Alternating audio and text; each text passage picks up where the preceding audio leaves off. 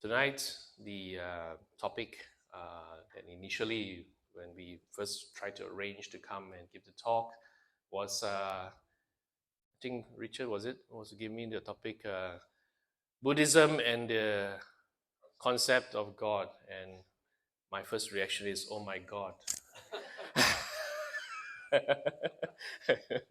And so yeah, because I don't really know God. And I thought that maybe, okay, that is some topic I've heard about before, that maybe people are curious about, especially people who are either already Buddhist, but they have been involved in some other religions, and then they are not sure. Then I thought to myself, okay, maybe that's okay. But then I said, let's give it a twist. Let's make it more, I don't want tonight's talk to be a very conceptual, theoretical, academic kind of talk. My approach has always been, let's make it practical. Let's make it something that we can experience in our life. And so I thought maybe this twist to the topic will be about good, bad, God knows, who knows. And I thought about the subtitle there, Transforming Life Through Spiritual Practice.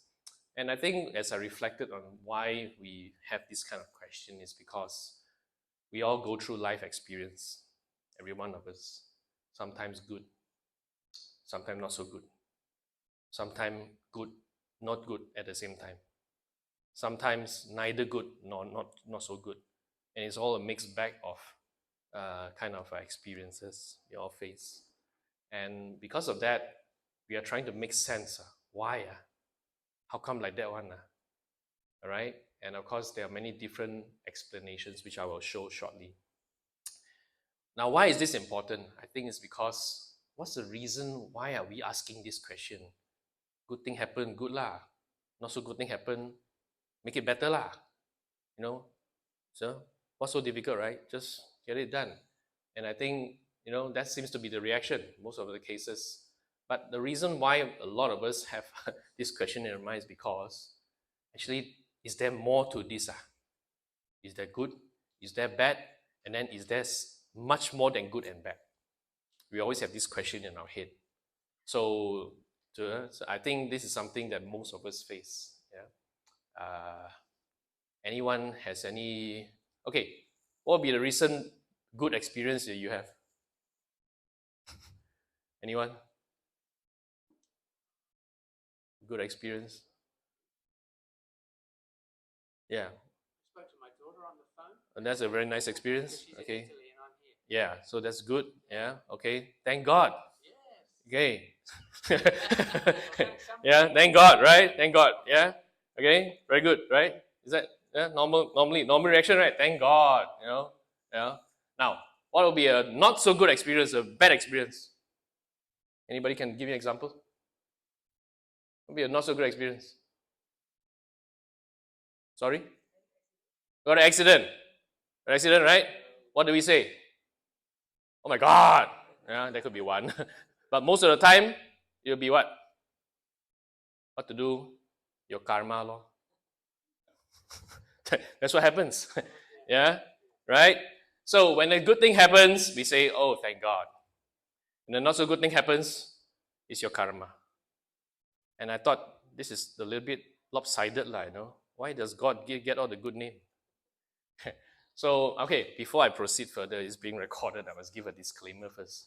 I'm not here trying to run down any other beliefs or religions or things like that. I'm not here trying to glorify my own beliefs. No, that's not the idea. But the idea, I want to give you a perspective. And this is how, when we look at how things happen in life, this is what happens. This is me, you don't have to. Yeah.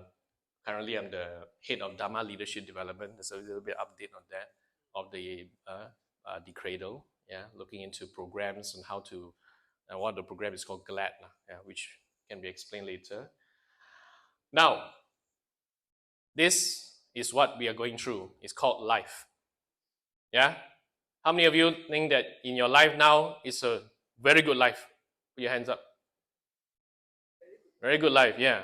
How many of you think that my life not so good? Put up your hand. Not so good. Okay. I won't ask you why lah. How many of you thinks that my life now is okay lah? Okay lah. The okay lah means not so good lah.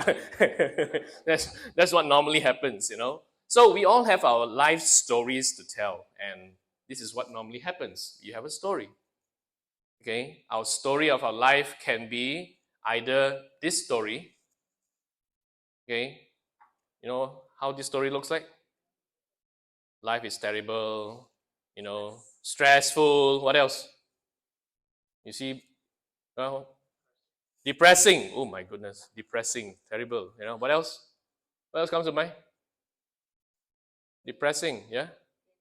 Painful. Yeah, sometimes life can be painful, unbearable, terrible. Yeah? All right? We do have life experience like this in our life, don't we?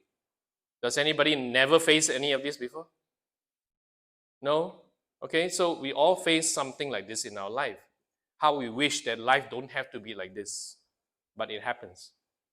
It happens, right? So that's our story.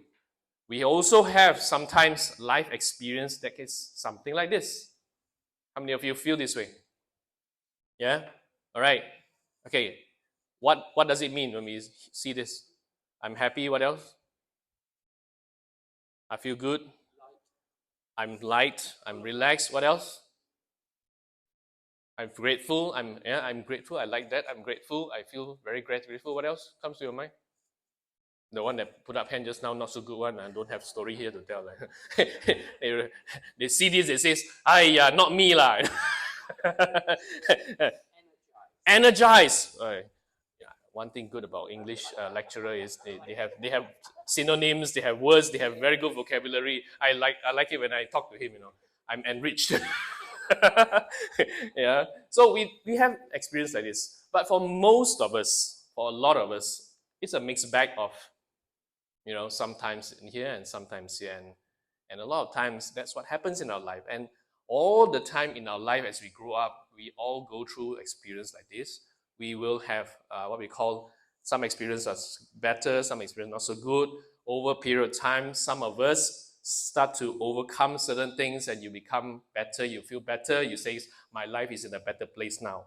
Or you feel that I'm somewhere in between, I don't know yet whether I'm going to have a good future. Or the worst is, of course, some people will feel there's no more hope. It's terrible and things like that. So it's always this is what we go through in life, in reality. How we wish that life doesn't have to be like this. And we can control the outcomes of what we want to see in our life. Unfortunately, we can't control anything. So we wonder, how like that? Then many of us, in fact, many humans we talk about, try to look for solutions. We want more of this. We want less of this. As simple as that. We want more of this. We want less of this. So what do? Most of us, what do? We pray. We pray to who? We pray to the divine. And then what do we do with it? Okay. Please give me what I want. Give me what I deserve. I don't deserve this. I deserve this. Give me something. Then, how? Prayers answered? Tak jadi. Doesn't work, Okay, then what do? Chinese very good at this. Yeah. So we do other things. Yeah. We try to pay our way to a better outcome, right? So that the prayers are heard better by the divine. Yeah. So short of saying we bribe lah, So we hope that we do that. Yeah. What else do we do besides that? Okay, besides praying to the divine and all that, what do we do? What do we do to try to get the odds in our favor? What else do we do? You accept, okay. Some of you accept, okay lah, it's okay, Okay, what else? What else did we try to do? Hey, sure got do something one. I don't believe you do nothing lah, Sure got do something one. Oh, you look for answer how? What kind of answer you look for? Why does it happen like this? Why does the sun go on shining? You all know the song? Okay, talking to the right crowd. So yeah, why? Oh why? And then, but that's just asking the question why lah. Then what do you do?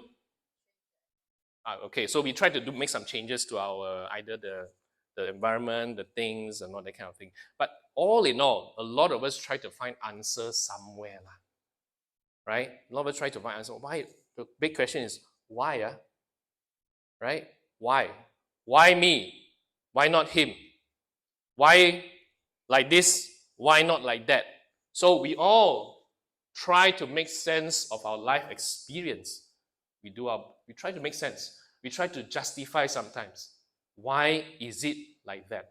So who do you talk to most of the time? Who do you talk to? You talk to yourself, okay. Why? Then you ask yourself.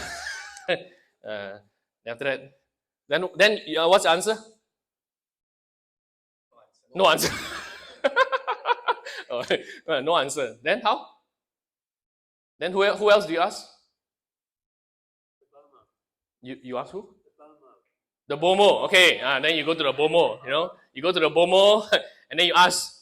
Normally you don't ask why there. What do you do with the Bomo? You don't ask why. You ask, can you settle for me?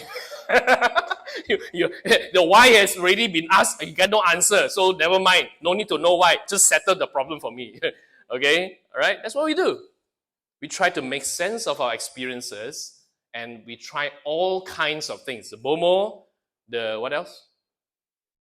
The medium, and who else? Some people, they, like you say, pray to higher power. Maybe they would understand. Maybe they know.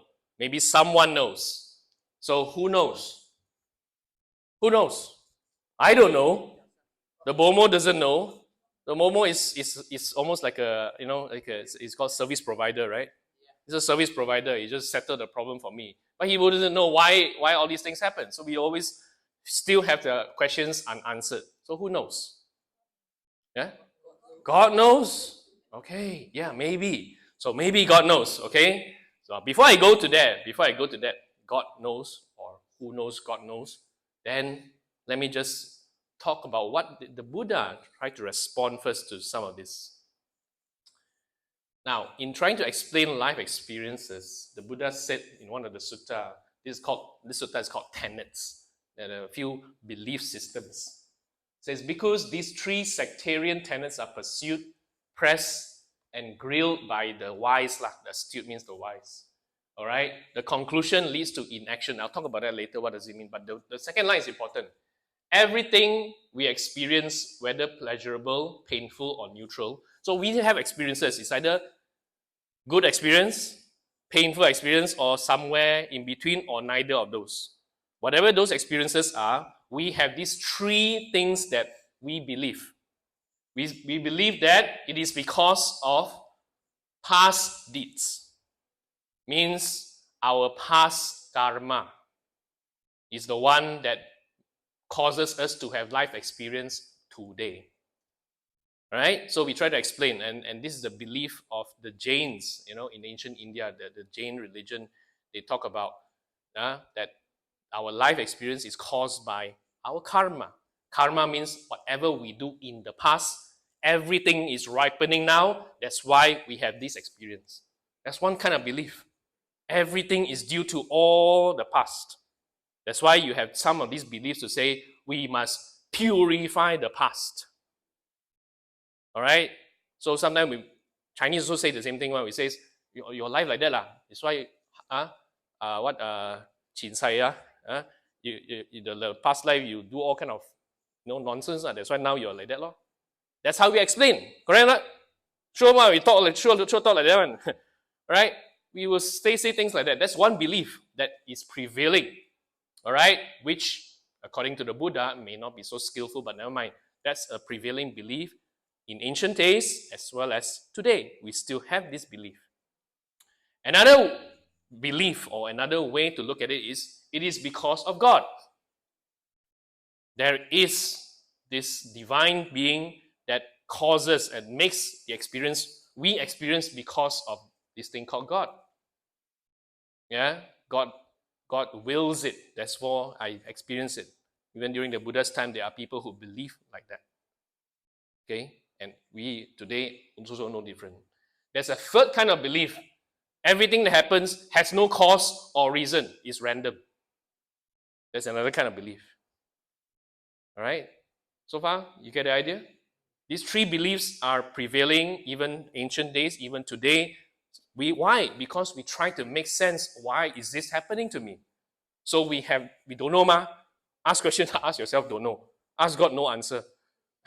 Ask a Bomo said, never mind, you makan this one, I sure kauti man. So you don't know. So in the end, we conclude these are the three reasons. It's either you hold on to the belief is due to the past deeds, means past karma, past life, or is due to some divine intervention, that's why it happened, or another belief is, no lah, none of this. It's just by chance, it's random. Okay, this is exactly what the Buddha talked to the people at that point in time. Okay, so who knows? Still the answer, no answer, right? So who knows? You yourself know. If you yourself know, all problems solved. Because you feel it. Okay, yeah. You realize it. You feel it, you realize it. Yeah. Yeah, maybe at some time you will find the answer somewhere. Yeah. Yeah. Some of us are quite advanced in our practice. We do find answers somewhere, you know. But most of us, we try to make sense of those experiences. It's kind of hard to pin down. All right. Many of us are good Buddhist practitioners. You roughly know the answer is steering you somewhere already. That's good. Okay. So never mind. So who knows? Maybe God knows. Okay. Maybe God knows. Okay. I have to be careful here. Any Christians in the room? Okay. So now I will give you one perspective based on this tenet. According, if you say this one past this one karma, you can understand. Some people believe it's karma. Then you say it's due to God. So how God knows? Okay, let's look at it. Life as understood by in the Bible is that God's action has a purpose and is known to God. It's not known to you. It's known to God. All right. You don't know your purpose. God knows. Okay. And human life is God's manifest action in a man. Man's obedient response to God, rendered by his action towards his fellow man. Yeah. That's why we exist. Okay. To fulfill that purpose. Man possesses life as a gift, so free that he may choose to act either in accordance to God or outside of God. That depends on your choice you make. Therefore, action apart from God is not life but death. That's according to the Bible. All right. So we're trying to explain why life happened like that. That's one explanation. And it goes on to say further, to say, the first truth about suffering is recognition that it is alien to God's plan of life. So trying to explain from a God perspective is that we suffer or we go through these things because we deviated from the plan that God set up for me. There is a plan and we have deviated. We are not aligned. That's why we suffer. Okay? It's a product. Suffering is a product of a fall against human sin, against the God. And this is all written down in the Bible accordingly. That's how you explain why things happen like this. Why do I have good experience, not so good experience? It's because of this thing called I make a choice. If it's more aligned to God, it's better. If it's not aligned, it's not so good. Right? That's the explanation according to that belief. Because God knows, right? And then we need to find a way out. Okay? It's called salvation or redemption from all this. Okay? We are at fault because we have deviated from the plan. So we need to get out of this. We need to make sure. So the way out of it is implying rescue. Yeah? From eternity. Then he says, according to this belief, is that there is this redemption available. So in his death, this Lord Jesus redeemed us from the curse of broken law by offering himself in our place. In his death, we are saved. That's the prevailing belief that offers a way out. So this is one explanation to say we have all these experiences. We experience it this way. Now he explains why we experience it, and then there's a way out of it. There's a way out of it. So this is one way of explaining. My dear friends, not bad, right? Yeah, this explanation, not bad. Make sense? No? Sorry? Makes your life easier. How does it make your life easier?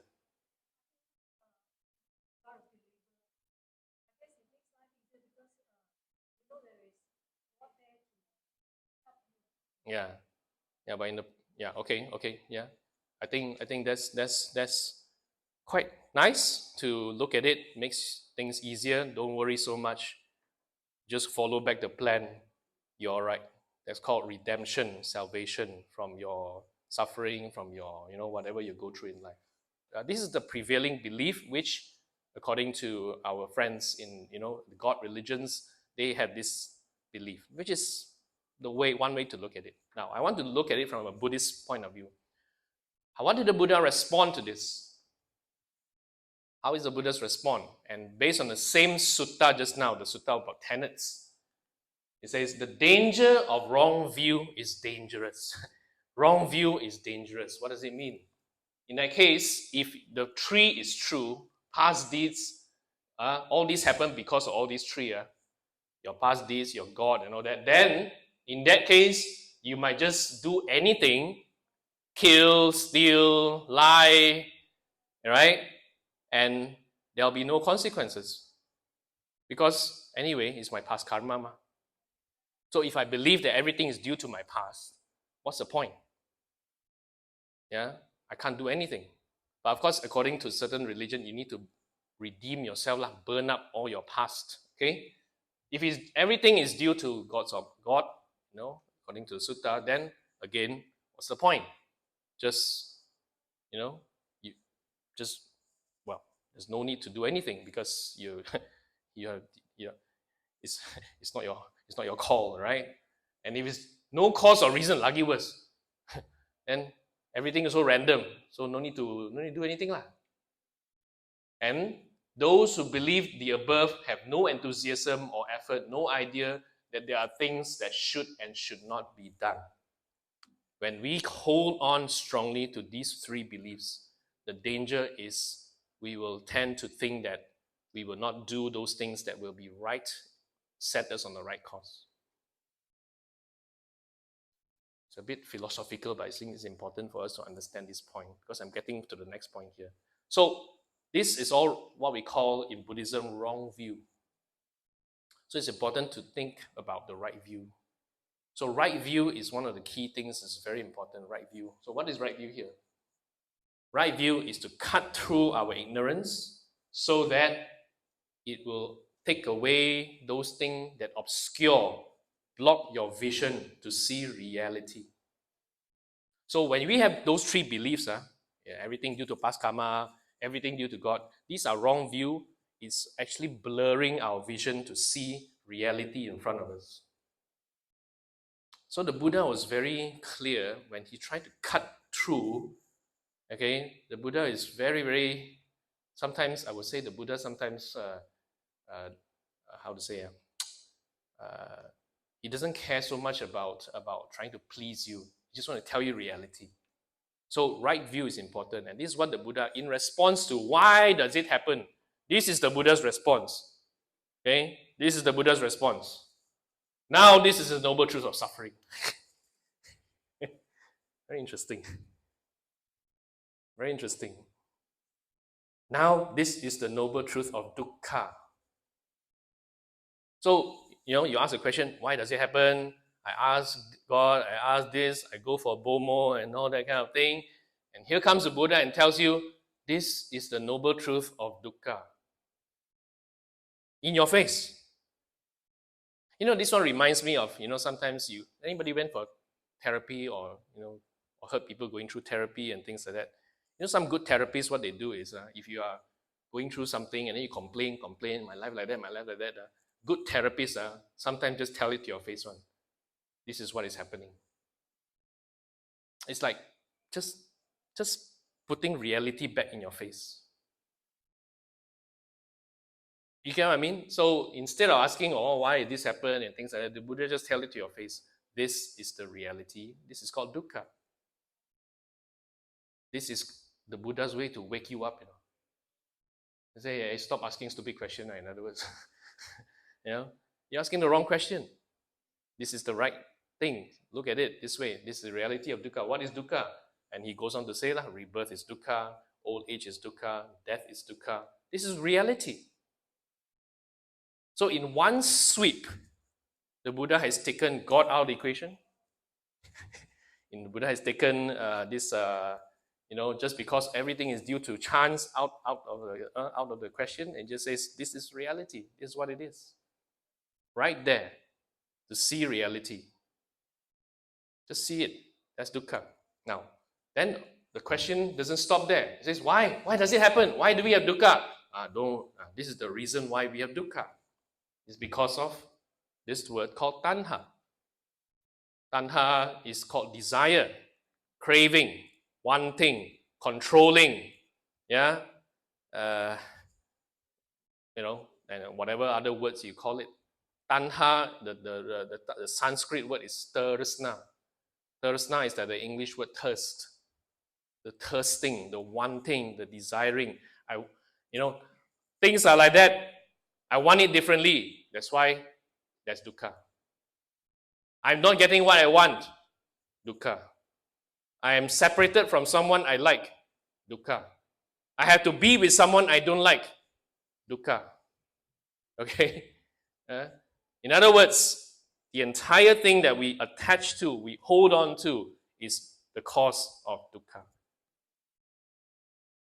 Very simple explanation by the Buddha, but it's sort of in your face, it just tells you, don't complain about God and all those kind of things. This is reality. This is what it is. And sometimes you need to tell people things like that one. Because they're always complaining, hey, my life no good, bad karma, terrible, what to do? God doesn't love me. Yeah, I did too many bad things in my past life. Yeah, and things like that. My wife also got one very, and she tells me this very frequently sometimes. I don't know what I did with you in the past life. That's why we are together. But this life, I'm going to repay everything so that next life we don't meet again. Sometimes we tell each other things like that. Sometimes we feel that way, right? We just want to, get rid of the past and, move forward with something else. But that's not what the Buddha teaches. The Buddha teaches this is dukkha, this is the cause of dukkha. This is dukkha. What you're going through in life, that's called dukkha. Look at it. There's nothing, it's not you, it's not God, it's just what happens. It is reality, it is what it is. And the reason why it happens is because of this ongoing craving, wanting, desiring, which we are habitually doing. Habitually, I say habitually because it feels like habit lah. It is habitual, right? No, now I know this, from now on, I will not have any tanha, no more desire. Can ah? Sure cannot. Habit. It's all habitual. So this is what the Buddha is trying to tell us. Who knows? Asking the wrong question. It's not who knows, it's what's happening. That's the reason why we need to look at it from this angle. Okay? And then the Buddha goes on to say, why we have a life experience is because, this is based on the Guttara Nikaya 3.76, the Buddha says, for beings obstructed by ignorance, hindered by craving, karma is the field, consciousness the seed, craving the moisture.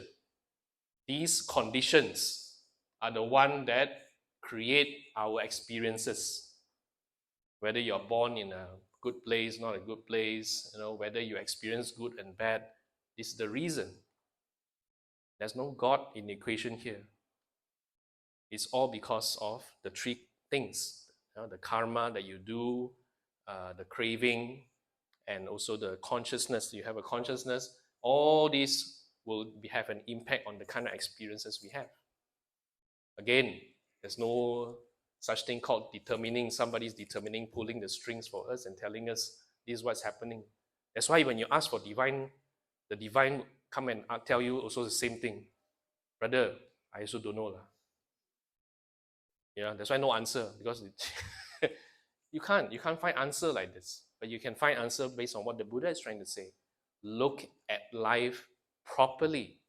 When you see life properly from the right angle, from the right view, then you start to have a closer examination of the answer. Otherwise, we'll be continue to ask all the wrong questions, right? That's why some people go for BOMO after BOMO. Some BOMO is better lah, but maybe you pay more. But it's not just that. It's about really looking at our life experiences. Okay, let me go on. And the Buddha says, this all can end. This all can end. There is an end to dukkha. We are not trapped by these experiences. Yeah. Yes, these experiences keep on happening because of craving, because of wanting, because of desiring, because of all these things. But dukkha can come to an end. The dukkha comes to an end. Yeah, is the word nirvana. You're familiar with the word nirvana? Nirvana is a compound word actually.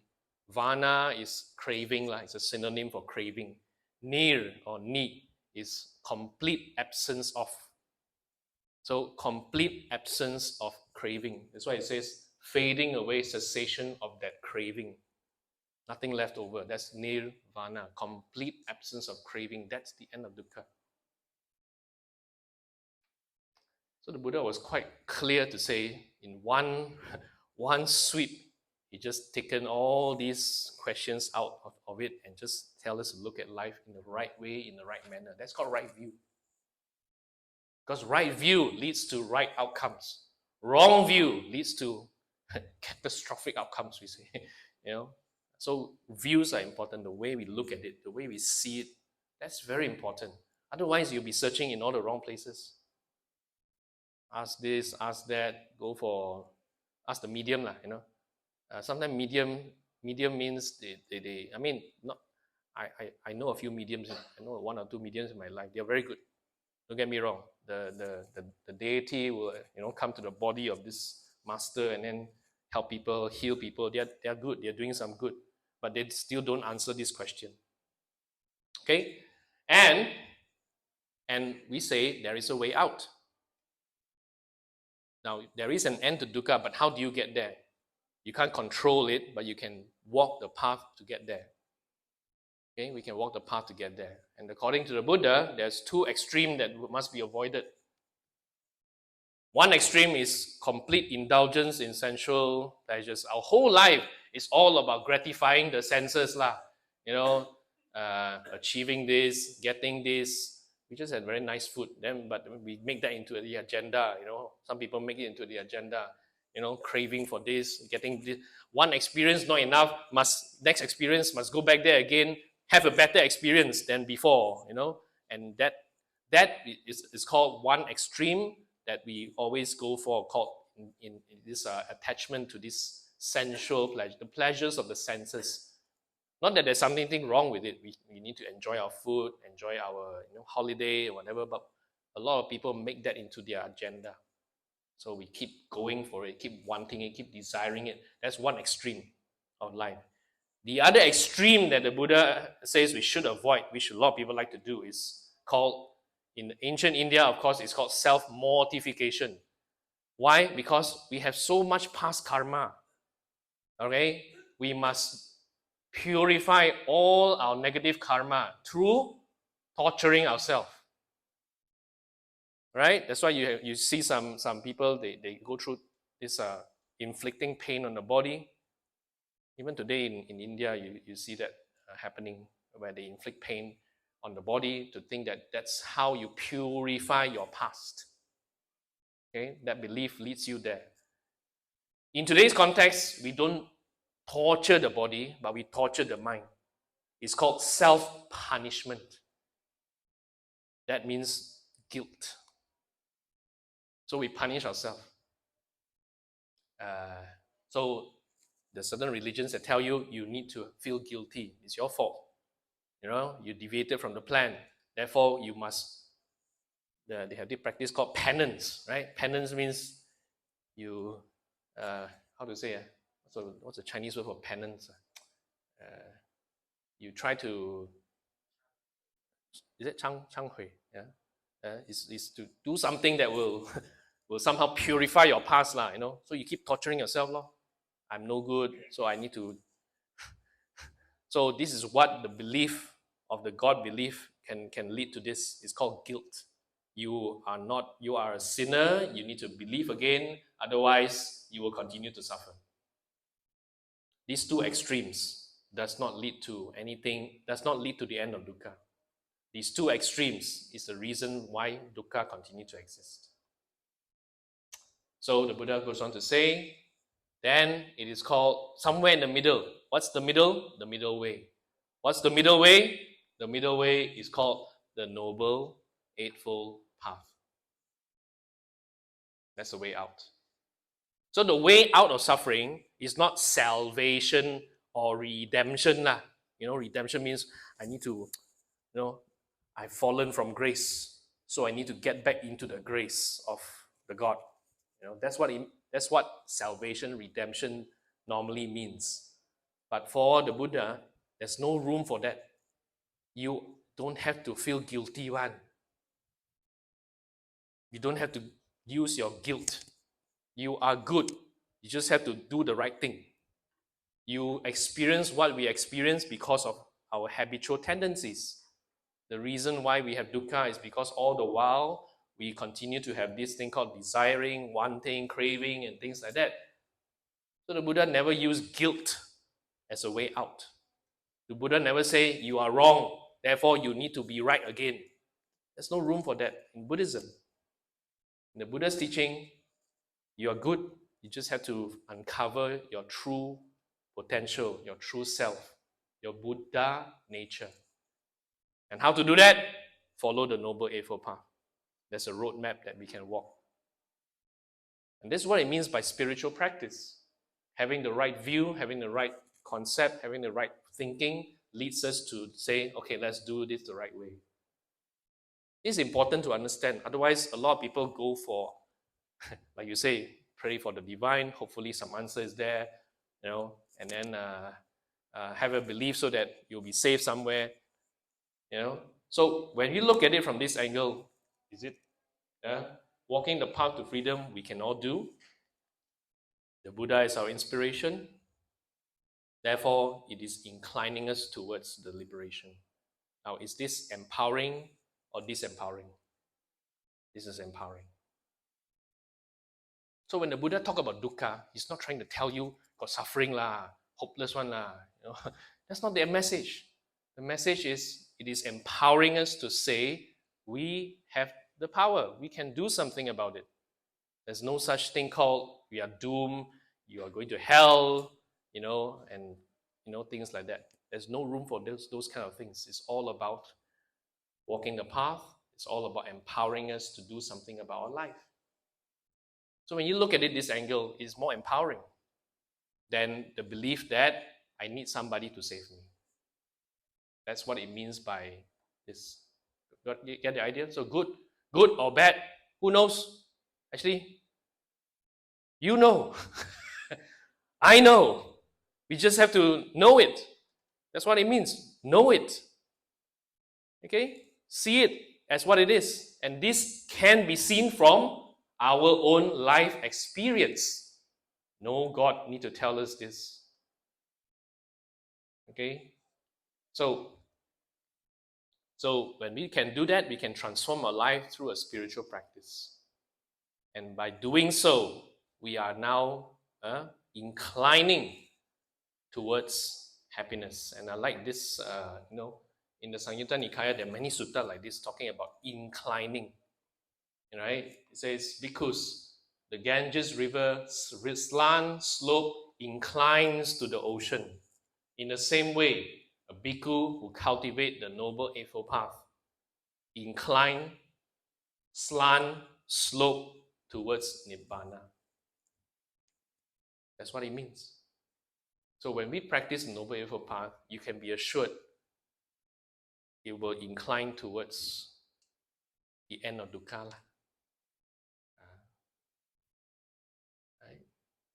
So, good, bad, God knows or not? Maybe God knows, but maybe God not sure. I'm not sure. but I know something. Can I do something about it? I can.